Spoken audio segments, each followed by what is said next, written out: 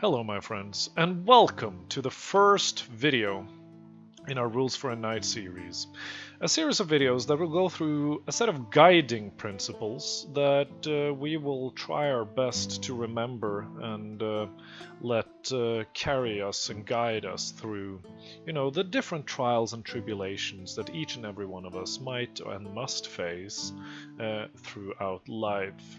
The first 10 rules, or X amount of rules, will be based on this wonderful book called Rules for a Night, written by Ethan Hawke, based on a letter that he found from an actual knight that was in his family, written to this knight's kids when he was on the verge of his final battle and he wrote home to his family.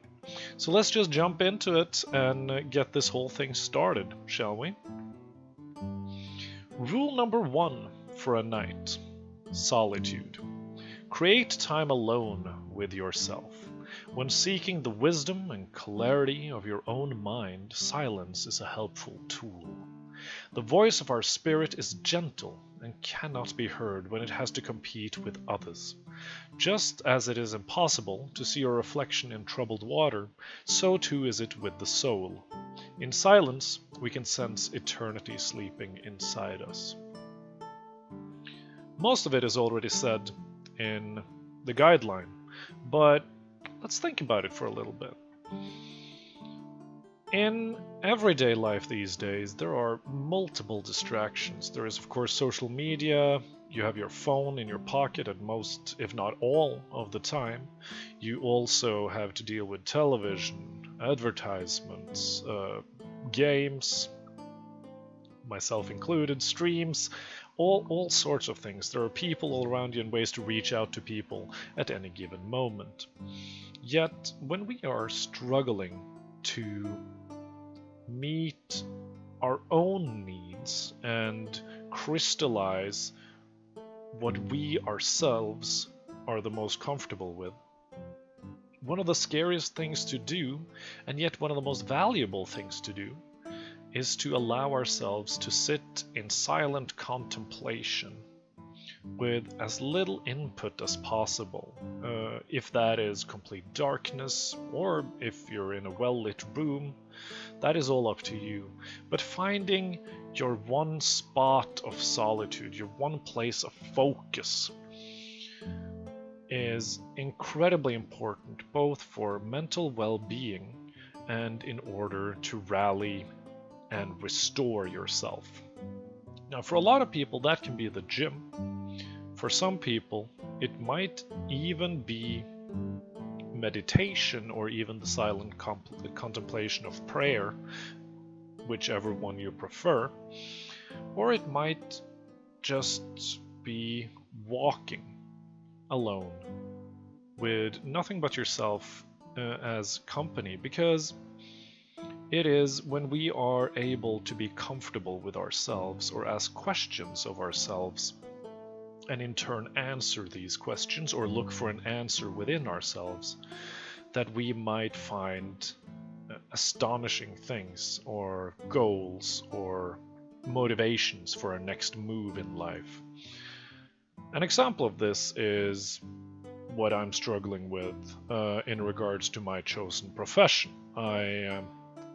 During these home isolation times, I've started to struggle a little bit with my chosen profession in, the IT industry.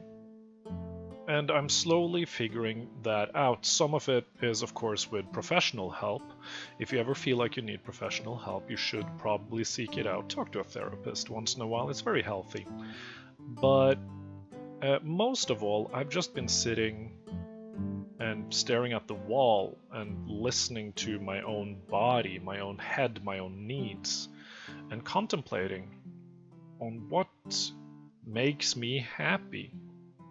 I haven't quite found the answer yet, but I have been able to make some changes and carry out some decisions of my own that has made my working life a lot more bearable in terms of both tasks and motivations, because I was able to hone in on my personal needs and wishes for this specific situation that I find myself in, which is, you know, a purely motivational issue. And it's the same with this YouTube channel that I'm starting here. I honestly just want to try and help someone, anyone really, maybe find something in any of the videos that we are going to put out here, some sort of value that can help them out, because I was able to crystallize this need, this want, this motivation within myself by sitting in complete solitude and quiet, which works for me. For some people, they will figure this out while, you know, on the gym or hiking or going for a walk, but that is not something I can actually, you know, allow anyone else to tell me, because nobody else can tell you what you're supposed to do in life. Only you can do that, and the only way you can find out what you want to do is by listening to yourself and asking yourself the hard questions. And it might be scary. I know it is for me to be scared, to be alone with your own thoughts. That is one of the most terrifying things a person can put themselves through. But at the end of that struggle, when you at some point are able to comfortably deep dive into your own mind, your own passions, your own ego, so to speak, true happiness, peace of mind, and self-reliance, at least in my case, is achieved. So remember, my friends, solitude is not something we should fear. Solitude does not mean loneliness. Solitude is a self-imposed period of time where it's just you and maybe your busy hands, your busy feet while walking, or your busy mind while sitting down for some quiet contemplation. So remember, my friends, give yourself time, give yourself peace, give yourself solitude, and you might just find something you never thought you could ever find in yourself from that.